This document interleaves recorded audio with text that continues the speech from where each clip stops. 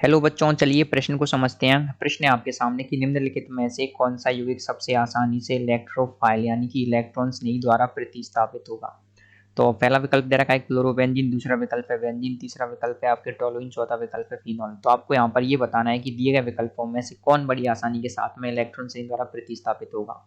तो दिए गए प्रश्न की जो मुख्य अवधारणा है वो ये कि आपको यहाँ पर पता होना चाहिए इलेक्ट्रॉन स्नेही प्रतिस्थापन अभिक्रिया किस प्रकार से होती है, आपको उसकी क्रियाविधि पता होना चाहिए। अगर आप ये पता लगा पाएंगे तो आप इस प्रश्न को हल कर पाएंगे। तो हमको यहाँ पर क्रम बताना है, इलेक्ट्रॉन स्नेही प्रतिस्थापन अभिक्रिया के बारे में हमको पता होना चाहिए।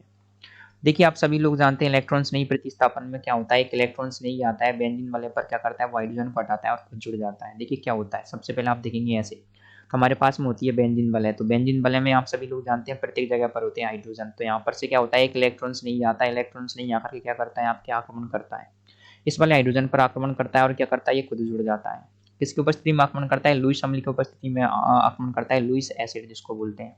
तो क्या हो जाएगा, यहाँ पर ये क्या कर देगा, हाइड्रोजन को हटा दिया इसने, हाइड्रोजन को हटा करके खुद जुड़ जाएगा, खुद जुड़ने के बाद में हाइड्रोजन तो अलग हो जाएगा। तो आप सभी लोग जानते हैं इलेक्ट्रॉन स्नेही क्या होता है, इलेक्ट्रॉन से स्नेह रखता है। इलेक्ट्रॉन स्नेही बड़ी आसानी के साथ में कब जुड़ेगा, कल्पना कीजिए अगर जो आपके सामने जो बेंजीन बल है, बेंजीन बल क्या हो जाएगी, बहुत ही इसके ऊपर क्या हो जाए, बहुत अधिक इलेक्ट्रॉन घनत्व हो जाए तो इलेक्ट्रॉन स्नेही बड़ी आसानी से जुड़ेगा। और मान लीजिए अगर इसके ऊपर क्या हो जाएगा, इलेक्ट्रॉन घनत्व की कमी हो जाएगी, ऋणात्मक आवेश घनत्व कम हो जाए तो क्या हो जाएगा, इलेक्ट्रॉन स्नेही बड़ी मुश्किल से जुड़ेगा। तो हमको ये देखना है कि बेंजीन वलय है उसके ऊपर जो जुड़ने वाले जो समूह लगे हैं, पहले से जो समूह लगे हैं, अगर वो क्या हो जाएंगे, आपके इलेक्ट्रॉन दाता समूह है। तो ये क्या करते हैं, आपके बेंजीन वलय के अंदर क्या करते हैं, माइनस आई प्रभाव मतलब इलेक्ट्रॉन दाता होते हैं प्लस आई प्रभाव वाले या फिर प्लस एम प्रभाव वाले या फिर प्लस आर प्रभाव वाले। तो या तो वे प्रेरणिक प्रभाव या फिर मेसोमेरिक प्रभाव या फिर अनुनाद प्रभाव की वजह से क्या करते हैं, इलेक्ट्रॉन घनत्व को बेंजीन वलय में बढ़ा देते हैं, तो जो अभिक्रिया की दर होती है वो बढ़ जाती है।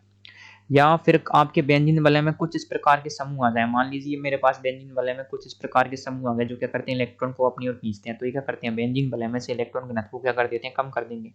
जब ये इलेक्ट्रॉन घनत्व को कम कर देंगे तो इससे क्या हो जाएगा, इलेक्ट्रॉन घनत्व कम होने की वजह से ये होगा कि जो आपके जुड़ने वाला इलेक्ट्रॉन्स नहीं है वो क्या करेगा, आसानी से नहीं जुड़ पाएगा। जब आसानी से नहीं जुड़ पाएगा तो अभिक्रिया क्या हो जाएगी, बहुत ही मंद हो जाएगी।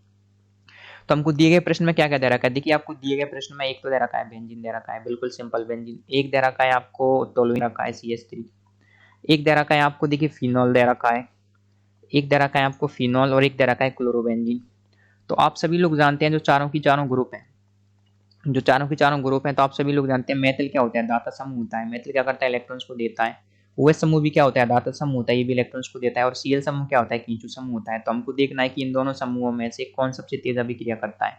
तो आप सभी लोग जानते हैं कि जो फिनॉल होता है ना, फिनॉल के इलेक्ट्रॉन देने की क्षमता होती है वो क्या होती है, जो मेटल समूह की अपेक्षा ज्यादा होती है। कारण क्या होता है, देखिए मेटल समूह देता है इलेक्ट्रॉन काय से देता है, प्रेरणिक प्रभाव की सहायता से देता है, प्लस आई से।